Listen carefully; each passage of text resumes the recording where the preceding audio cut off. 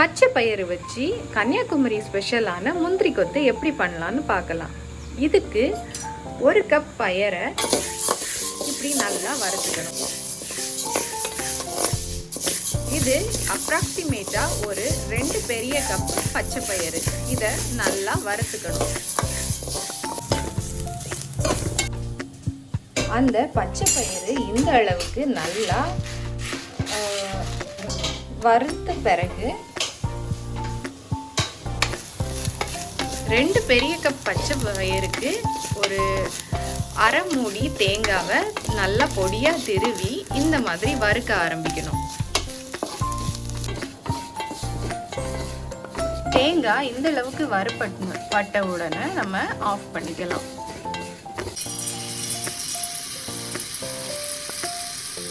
இனி இந்த பச்சை பயிரை நம்ம மிக்சியில் ஒரே ஒரு சுற்றி அந்த மேல் தோலை ரிமூவ் பண்ணுறோம். நம்ம மிக்சியில் ஒரு சுற்றின பிறகு இந்த மாதிரி பச்சை பயிரோட மேல் தோல் வெளியே வந்துடும். இதுக்கப்புறம் கொஞ்சம் இந்த மேல் தோலை புடைச்சி வெளியே தள்ளிடணும்.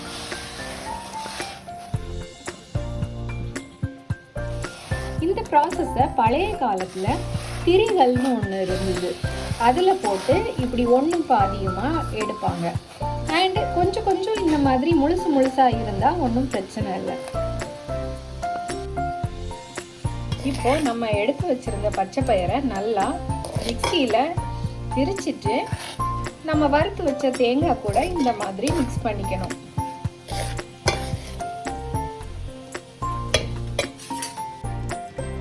இப்போ நீங்கள் என்ன பார்க்குறீங்கன்னா, இந்த முந்திரி கொத்துக்கு தேவையான கருப்பட்டி பாகு தான்.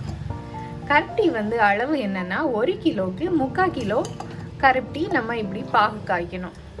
பாகு காய்ச்சிட்டு அது இந்த அளவுக்கு தண்ணி பதத்தில் இருக்கணும்.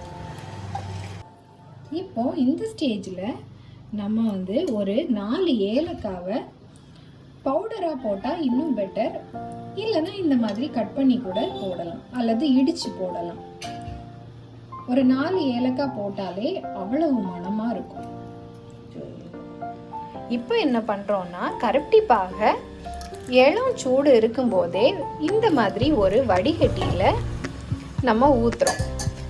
ஊற்றி கொஞ்சமாக கிளறோம். மொத்தமாக ஊற்றி கிளறக்கூடாது, கொஞ்சமாக ஊற்றி கிளறணும்.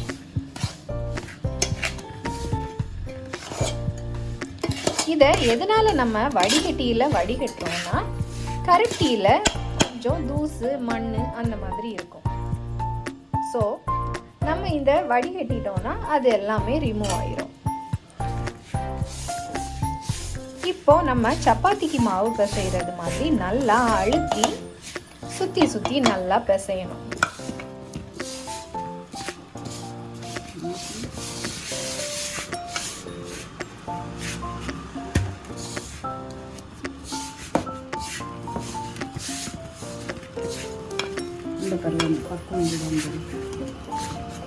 இப்படி உருண்டு வர்றது தான் இதோட பக்குவமே. இதுல இருந்து இன்னும் கட்டியாவோ இன்னும் தண்ணியாவோ ஆகிரவே கூடாது.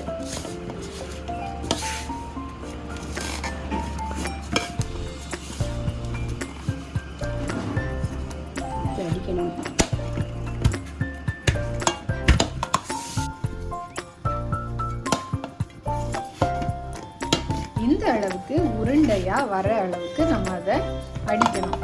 நல்லா ஓங்கி அடிச்சா இன்னும் பெட்டர். இப்போ என்ன பண்றோம்னா, இந்த அளவுல ஒரு சின்ன உருண்டையா இதை நம்ம உருட்டணும். இதுல பக்கத்துல கருப்பட்டி சிரப் எதுக்கு வச்சிருக்கேன்னா, இது சப்போஸ் காஞ்சிருச்சுன்னா இதுல கொஞ்சம் விட்டு நம்ம அதை உருட்டுறோம்.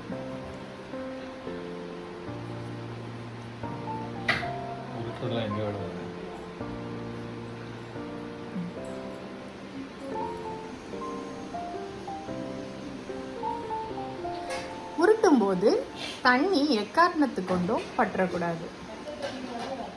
பச்சை தண்ணி பற்றவே கூடாது. எல்லாமே நம்ம இந்த கருப்பட்டி பாகை தான் எடுத்துக்கணும்.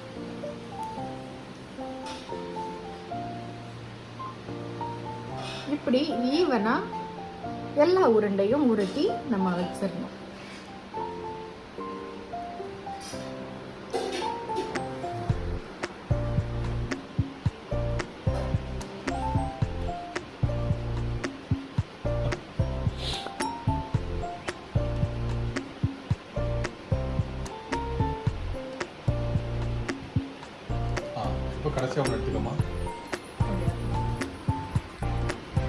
சப்போஸ் இந்த ப்ராசஸ்ல பச்சை தண்ணி ஏதாவது பட்டுருச்சுன்னா இந்த முந்திரி கொத்து சீக்கிரமா ஸ்பாயில் ஆயிடும். ஒரு 2-3 டேஸ்ல கெட்டு போயிடும். இது தண்ணி படாம கருப்பட்டி பாகு மட்டும் பட்டுதுன்னா இது ஒரு 2 வீக்ஸ் வரைக்கும் நல்லா இருக்கும்.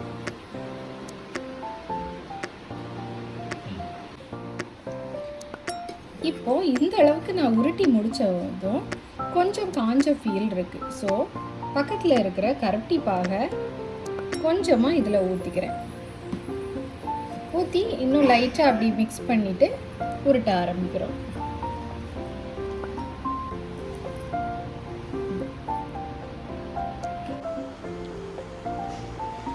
இப்போ நம்மளோட முந்திரி கொத்தோட பேஸ் லட்டு ரெடி. இந்த லட்டு குறைஞ்சது ஒரு 8 மணி நேரமாவது காயணும்.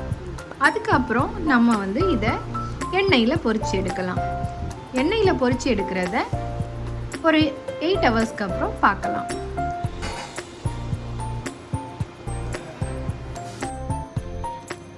இப்போ நம்மளோட பேஸ் 8 மணி நேரம் காஞ்சி ரெடி ஆயாச்சு. இப்போ நம்ம என்ன பண்ண போறோம்னா பச்சரிசி மாவை கொஞ்சோண்டு மஞ்சத்தூள் போட்டு இந்த அளவுக்கு பேஸ்டா கரைச்சிக்கணும். இப்போ ஸ்டவ் பற்ற வச்சுட்டு இதை பொரிக்கிறதுக்காக நான் இன்னைக்கு சன்ஃப்ளவர் ஆயில் எடுத்திருக்கேன். ஆயில் நல்லா கொதிக்கிறது வரைக்கும் நம்ம வெயிட் பண்ணணும். இங்க அப்படியே நம்மளோட உருண்டை நல்லா 8 மணி நேரம் ட்ரை ஆகி ரெடியா இருக்கு. கூடவே பச்சரிசி பேஸ்டும் ரெடி. இப்போ என்ன ரெடி ஆயிட்டான்னு நம்ம எப்படி பார்க்கறது? நான் ஒரு துளி மாவை எடுத்து இப்படி ஊற்றணும். அது டக்குன்னு பேஸ்ல இருந்து கிளம்பி மேலே மிதந்துருச்சுன்னா எண்ணெய் நமக்கு தயாராயிருச்சு. இல்லை பேஸ்லேயே ஒட்டிக்கிட்டுன்னா இன்னும் டைம் தேவைப்படுதுன்னு அர்த்தம். இப்போ இது ரெடி ஆயிட்டு. ஸோ நம்ம உருளையை எடுத்து இந்த கோட்டிங்கில் முக்கி லட்டு மாதிரி நம்ம எண்ணெயில் போட்டுக்கலாம்.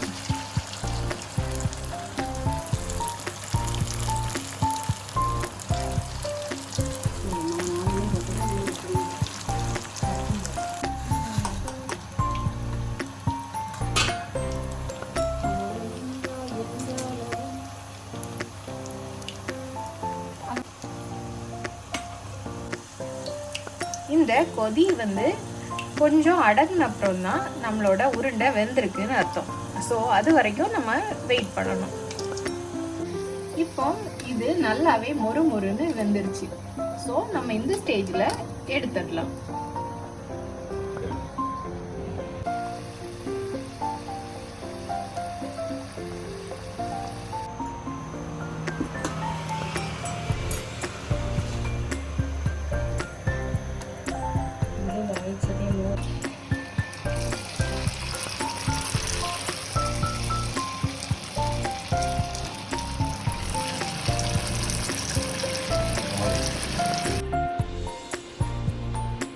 ஃபைனலாக நம்மளோட முந்திரி கொத்து ரெடி ஆயிடுச்சு.